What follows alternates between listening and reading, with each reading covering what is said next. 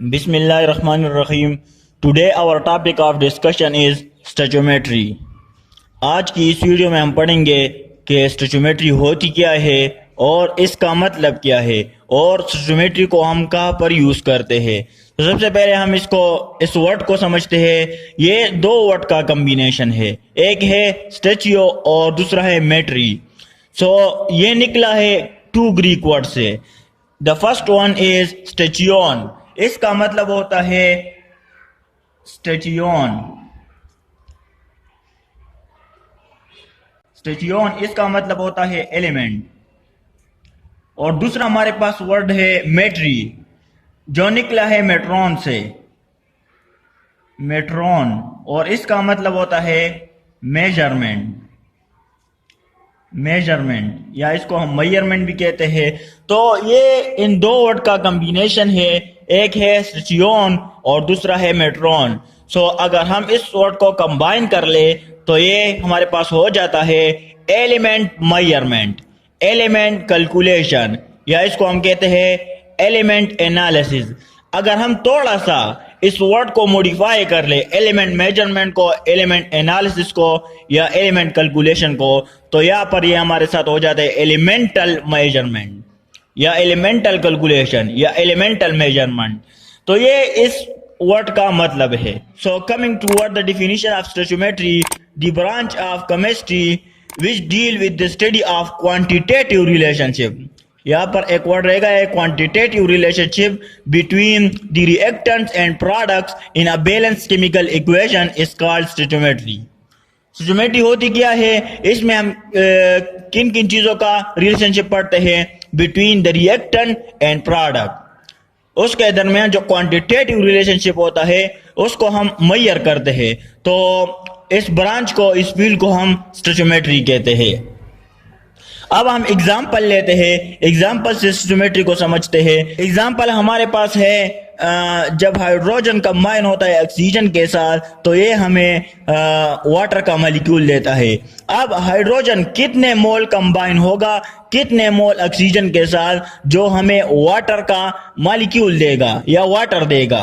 तो जब 2 mole of hydrogen react with 1 mole of oxygen, it give us 2 mole of water. मतलब क्या हुआ, स्टोइचियोमेट्री का मतलब क्या है कि ये रिएक्शन हमारे पास बैलेंस होगा, तभी हम इसकी स्टोइचियोमेट्री कर सकते हैं, अदरवाइज वी कांट। अगर ये रिएक्शन बैलेंस ना हो तो हम इसकी स्टोइचियोमेट्री नहीं कर सकते, और अगर हम करेंगे तो ये हमारे पास रॉन्ग आएगी। अब मतलब क्या है, यहाँ पर भी अगर हम 4 + 32 को यहाँ पर जमा कर ले तो ये हमारे पास 36 आता है, और यहाँ पर भी 36 है। स्टोइचियोमेट्री कहती है कि the amount of reactant is equal to the amount of product. जितना हमारे पास रिएक्टेंट होगा उतना ही हमारे पास प्रोडक्ट होगा। यानी रिएक्टेंट को कंट्रोल करके we can keep control on the amount of product. हम प्रोडक्ट के अमाउंट पर भी कंट्रोल कर सकते हैं अगर हमारा कंट्रोल रिएक्टेंट के अमाउंट पर हो, तो इसको हम स्टोइचियोमेट्री कहते हैं। और स्टोइचियोमेट्री हम सिर्फ बैलेंस केमिकल इक्वेशन की कर सकते हैं। अब केमिकल इक्वेशन क्या होता है, केमिकल इक्वेशन, तो ये हमारे पास केमिकल रिएक्शन नहीं है। ये अगर आप लोग कहते हैं कि ये हमारे पास केमिकल रिएक्शन है, तो ये केमिकल रिएक्शन नहीं है, ये केमिकल इक्वेशन है। क्योंकि केमिकल रिएक्शन हमारे पास प्रैक्टिकल अप्रोच होते हैं, जिसमें ओल्ड बॉन्ड ब्रेक होते हैं और न्यू बॉन्ड फॉर्म होते हैं। अगर हम केमिकल इक्वेशन की बात करते हैं तो केमिकल इक्वेशन हमारे पास होता है the symbolic representation of a chemical reaction. इसको हम केमिकल इक्वेशन कहते हैं। जिस तरह हम कंपाउंड को फार्मूले से रिप्रेजेंट करते हैं, या हमारे पास एलिमेंट होता है, फॉर एग्जांपल कार्बन है, नाइट्रोजन है, ऑक्सीजन है, इसको हम सिंबल से रिप्रेजेंट करते हैं। इसी तरह हम केमिकल रिएक्शन को केमिकल इक्वेशन से रिप्रेजेंट करते हैं। तो this is the difference between chemical reaction and chemical equation. अब बैलेंस केमिकल इक्वेशन क्या होता है, in which the amount of reactant side and the amount of product side are same. इसको हम बैलेंस केमिकल इक्वेशन कहते हैं। ये हमारे पास बैलेंस केमिकल इक्वेशन है, ये भी हमारे पास बैलेंस केमिकल इक्वेशन है। तो असल में स्टोइचियोमेट्री में हम अमाउंट को मेजर करते हैं। अमाउंट को हम मैयर करते हैं, measurement of the amount of the element, कि यहाँ पर रिएक्टेंट में कितना हमारे पास अमाउंट मौजूद है और हमारे पास प्रोडक्ट में कितना अमाउंट मौजूद है। तो यहाँ पर एक क्वांटिटेटिव रिलेशनशिप आ जाता है कि यहाँ पर कितना अमाउंट है और यहाँ पर कितना अमाउंट है। तो इस क्वांटिटेटिव रिलेशनशिप को हम स्टोइचियोमेट्री कहते हैं, और ये रिएक्शन जिसकी हम स्टोइचियोमेट्री करना चाहते हैं, ये रिएक्शन हमारे पास लाजमी बैलेंस होना चाहिए। अगर ये रिएक्शन बैलेंस ना होगा तो हम इसकी स्टोइचियोमेट्री नहीं कर सकते। इसी तरह हमारे पास कार्बन है, when carbon react with oxygen it can give us carbon dioxide.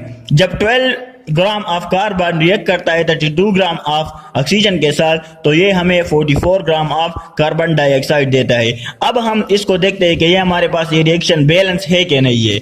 तो हम किस तरह चेक करेंगे, यहाँ पर हम देख सकते हैं कि 1 मोल ऑफ कार्बन, यहाँ पर एक कार्बन है और यहाँ पर भी एक कार्बन है, यहाँ पर 2 ऑक्सीजन है और यहाँ पर कितना ऑक्सीजन है, यहाँ पर 2 ऑक्सीजन है। तो ये रिएक्शन हमारे पास बैलेंस है। अगर हम यहाँ पर इसके ग्राम को प्लस करते हैं 12 + 32, ये हमारे पास 44 ग्राम आता है। और अगर हम प्रोडक्ट को चेक करते हैं तो ये भी हमारे पास 44 ग्राम आता है। तो ये रिएक्शन हमारे पास बैलेंस है, ये केमिकल इक्वेशन हमारे पास बैलेंस है। अब हम इसकी स्टोइचियोमेट्री कर सकते हैं। स्टोइचियोमेट्री हमारे पास मेनली डिपेंड करती है 3 एस्पेक्ट पर। The first one is balance chemical equation, कि हमारे पास बैलेंस केमिकल इक्वेशन होना चाहिए, इसके बारे में हमने पढ़ लिया है। दूसरा हमारे पास है लॉ ऑफ कंजर्वेशन ऑफ मास पर डिपेंड करता है स्टोइचियोमेट्री। तीसरा हमारे पास है लॉ ऑफ डेफिनेट प्रोपोर्शन पर स्टोइचियोमेट्री हमारे पास डिपेंड करती है। ठीक है, let me explain one by one. सबसे पहले हम डिस्कस करते हैं बैलेंस केमिकल इक्वेशन को। केमिकल इक्वेशन के बारे में भी हमने बात की है, केमिकल रिएक्शन के बारे में भी हमने बात की है, और बैलेंस केमिकल इक्वेशन के बारे में भी हमने बात की है। केमिकल रिएक्शन क्या होता है? practical approach in which old bond break and new bond form is called chemical reaction. Chemical equation क्या होता है? The symbolic representation of a chemical reaction is called chemical equation. Balance chemical equation क्या होता है? In which the amount of reactant on the reactant side and the amount of product on the product side is equal is called balance chemical equation. तो इसको हम define किस तरह करते हैं बैलेंस केमिकल इक्वेशन को? When the number of atoms on reactant and product side are equal. जब हमारे पास number of atom reactant side और प्रोडक्ट साइड इन दोनों के दरमियान इक्विलिटी हो, तो इसको हम बैलेंस केमिकल इक्वेशन कहते हैं। अगर मोल हमारे पास बैलेंस हो या ना हो, लेकिन नंबर ऑफ एटम हमारे पास जरूर बैलेंस होना चाहिए, तब हम इसको बैलेंस केमिकल इक्वेशन कहते हैं। यहाँ पर हाइड्रोजन कितने हैं? यहाँ पर हाइड्रोजन 2 2 are 4, यहाँ पर हाइड्रोजन 4 है। ऑक्सीजन कितने हैं? 2 है। यहाँ पर हाइड्रोजन कितने हैं? 2 2 are 4 4 है, और ऑक्सीजन कितने हैं? 2 है। तो ये रिएक्शन, ये केमिकल इक्वेशन हमारे साथ अब बैलेंस है। अब हम इसकी स्टोइचियोमेट्री कर सकते हैं। So this is the first aspect of stoichiometry which is called balance chemical equation. दूसरा एस्पेक्ट हमारे पास है law of conservation of mass. अब law of conservation of mass क्या होता है, इसको हम यहाँ पर देखते हैं। इसको लोवाइजर ने for the first time propose किया था। और लॉ ऑफ कंजर्वेशन ऑफ मास हमें क्या कहता है कि mass can not be created not destroyed during a chemical reaction, कि हम ना मास को तो पैदा कर सकते हैं क्रिएटेड, और ना मास को हम डिस्ट्रॉय कर सकते हैं during a chemical reaction. Chemical reaction के दौरान हम ना मास को क्रिएट कर सकते हैं और ना हम मास को डिस्ट्रॉय कर सकते हैं। तो लॉ ऑफ कंजर्वेशन ऑफ मास हम यही कहता है। अब किस तरह हम ना मास को क्रिएट कर सकते हैं और ना मास को डिस्ट्रॉय कर सकते हैं, तो इसी एग्जांपल को यहाँ पर डिस्कस करते हैं। हमारे पास 12 gram carbon react with 32 gram of oxygen, ये दोनों जब अब इसमें रिएक्ट करते हैं तो हमारे पास 44 ग्राम ऑफ कार्बन डाइऑक्साइड पैदा होता है। 44 ग्राम ऑफ कार्बन डाइऑक्साइड पैदा होता है। तो यहाँ पर जितना मास था प्रोडक्ट में भी यही मास है, रिएक्टेंट में जितना मास है प्रोडक्ट में भी यही मास है, 44 ग्राम। अब अगर कोई बंदा आता है और वो कहता है कि हमने 44 ग्राम को, यहाँ पर आप लोग देख ले, यहाँ पर आप लोग देख सकते हैं कि हमने, अगर कोई बंदा आता है कि हमने कार्बन को मिलाया था ऑक्सीजन के साथ और इसने हमें दिया कार्बन डाइऑक्साइड, हमने 12 ग्राम ऑफ कार्बन को मिलाया था और 32 ग्राम ऑफ ऑक्सीजन को मिलाया था, जिससे हमें मिला 46 ग्राम ऑफ कार्बन डाइऑक्साइड। तो इसने क्या कर दिया, इसने मास को क्रिएट कर दिया। यहाँ पर 2 ग्राम ऑफ मास उसने अपनी तरफ से क्रिएट कर दिया। तो ये हमारे पास लॉ ऑफ कंजर्वेशन के खिलाफ है।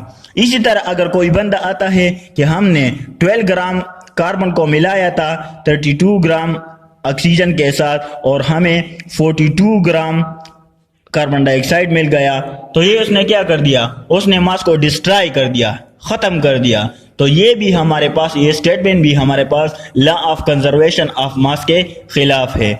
जितना हमारे पास रिएक्टेंट होगा उतना ही हमारे पास प्रोडक्ट होगा। तो लॉ ऑफ मास यही कहता है कि mass can neither be created और not destroyed during a chemical reaction is called law of conservation of mass. तो यहाँ पर आप लोग देख सकते हैं, ये इसका एग्जांपल है कि हम मास को ना क्रिएट कर सकते हैं और ना डिस्ट्रॉय कर सकते हैं। इसी तरह हमारे पास है लॉ ऑफ डेफिनेट प्रोपोर्शन, या डेफिनेट को हम कांस्टेंट प्रोपोर्शन भी कहते हैं, कांस्टेंट प्रोपोर्शन भी कहते हैं। इसको प्रपोज किया था जॉन डाल्टन ने।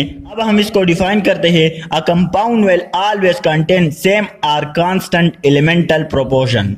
अगर हमारे पास कोई कंपाउंड है, फर्ज करें हमारे पास कार्बन डाइऑक्साइड है, तो कार्बन डाइऑक्साइड का एलिमेंटल प्रोपोर्शन पाकिस्तान में जितना होगा वही एलिमेंटल प्रोपोर्शन ऑस्ट्रेलिया में भी होगा, वही एलिमेंटल प्रोपोर्शन आपके पास अमेरिका में भी होगा, वही एलिमेंटल प्रोपोर्शन आपके पास इंडिया में भी होगा। ऐसा नहीं है कि पाकिस्तान में कार्बन डाइऑक्साइड का एलिमेंटल प्रोपोर्शन कुछ और होता है और ऑस्ट्रेलिया में कार्बन डाइऑक्साइड का एलिमेंटल प्रोपोर्शन कुछ और होता है।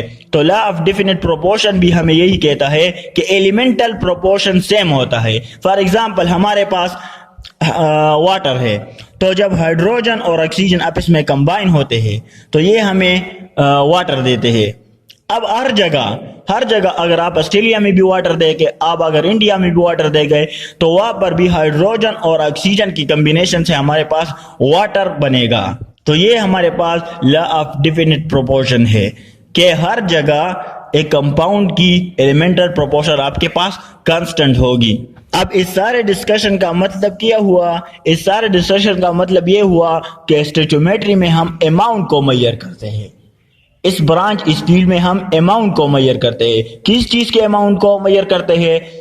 Amount of reactant and amount of product. So इसको हम स्टोइचियोमेट्री कहते हैं। और स्टोइचियोमेट्री हमारे पास मेनली डिपेंड करते हैं 3 एस्पेक्ट पे। दी फर्स्ट वन इज हमारे पास बैलेंस केमिकल इक्वेशन होना चाहिए। दूसरा हमारे साथ है लॉ ऑफ कंजर्वेशन ऑफ मास पर ये डिपेंड करता है स्टोइचियोमेट्री। तीसरा हमारे पास है लॉ ऑफ डेफिनेट प्रोपोर्शन पर ये डिपेंडेबल है। अब हमारे पास फॉर एग्जांपल हमारे पास क्या है, एक बीकर है, हमारे पास एक बीकर है, उसमें हमारे पास एक सोल्यूशन है, एक सोल्यूशन यहाँ पर हमारे पास एक सोल्यूशन हमारे पास इसमें पड़ा है।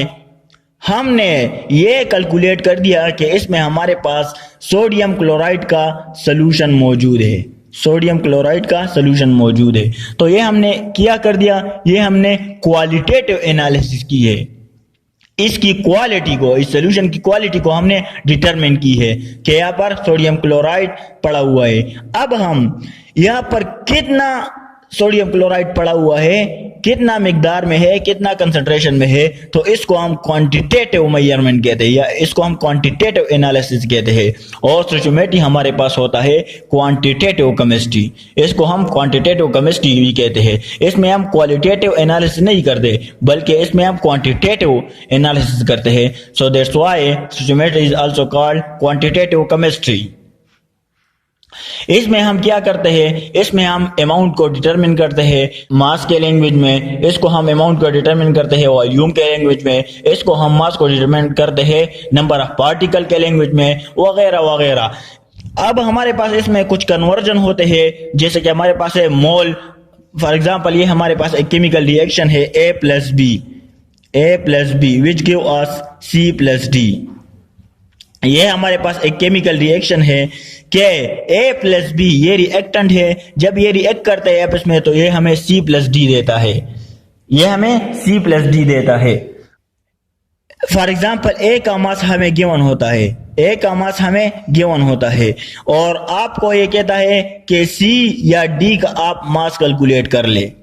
या आपको ए का मास गिवन होता है और आपको ये लोग कहते हैं कि इसके मोल मालूम कर ले, या आपको मास गिवन होगा और आपसे मास मांगेगा, या आपको मास गिवन होगा आपसे मोल मांगेगा, या आपको मोल गिवन होगा आपसे मास मांगेगा, वगैरह वगैरह। इसी तरह कुछ न्यूमेरिकल क्वेश्चन हमारे पास स्टोचियोमेट्री में आता है, और स्टोचियोमेट्री में हमारे पास जो इम्पोर्टेंट चीज होता है वो है इसके न्यूमेरिकल क्वेश्चन। तो हम यहाँ पर कुछ क्वेश्चन यहाँ पर डिस्कस करते हैं, इससे आपको बहुत आसानी के साथ स्टोचियोमेट्री समझ में आ जाएगी। अब यहाँ पर हमारे पास कुछ न्यूमेरिकल क्वेश्चन है कि फर्स्ट ऑफ ऑल हमारे पास है मोल मास कन्वर्जन, कि हमारे पास मोल गिवन होगा और हमने क्या करना है, हमने यहाँ पर मास को डिटरमिन करना है कि how many gram of CO2 can be produce by heating 8.8 mole of zinc carbonate, कि हमारे पास कितना ग्राम ऑफ CO2 प्रोड्यूस होगा जब हम हीटिंग देंगे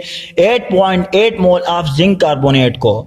हमारे पास जिंक कार्बोनेट कितना है 8.8 मोल। तो अगर हम इसका केमिकल इक्वेशन लिखते हैं तो हमारे पास केमिकल इक्वेशन कुछ इस तरह का होगा कि zinc carbonate give us zinc oxide plus CO2 means ये रिएक्शन अब हमारे पास बैलेंस है, क्योंकि जिंक यहाँ पर भी एक है, जिंक यहाँ पर भी एक है, ऑक्सीजन यहाँ पर 2 यहाँ पर है और 1 यहाँ पर, 3 ऑक्सीजन यहाँ पर है और 3 ऑक्सीजन यहाँ पर है। तो ये इक्वेशन हमारे पास अब बैलेंस है।